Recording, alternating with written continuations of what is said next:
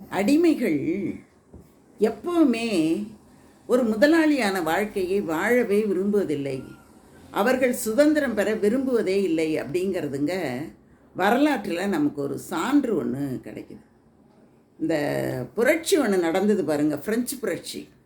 அந்த புரட்சி நடந்தபோது அந்த சிறைச்சாலை உடைக்கப்பட்டதுங்க. உள்ளே இருந்த சிறை கைதிகள் அத்தனை பேருமே விடுவிக்கப்பட்டாங்க. எல்லாரும் வெளியில் வந்தாங்க.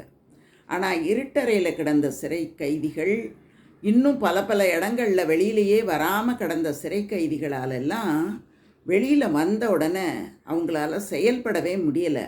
இந்த உலகத்தோடு இணைந்து அவர்களால் வாழவே முடியலை. மறுபடியும் அவங்க என்ன விரும்பினாங்க அப்படின்னா, அடிமைகளாக இருக்க விரும்பி மறுபடியும் சிறையை நோக்கி போனாங்க. அந்த மாதிரி காலங்காலமாக அடிமையாக வாழ நினைத்தவர்கள், வாழ விரும்பியவர்கள் அதிலேருந்து விடுபடவே விரும்புறதில்லை.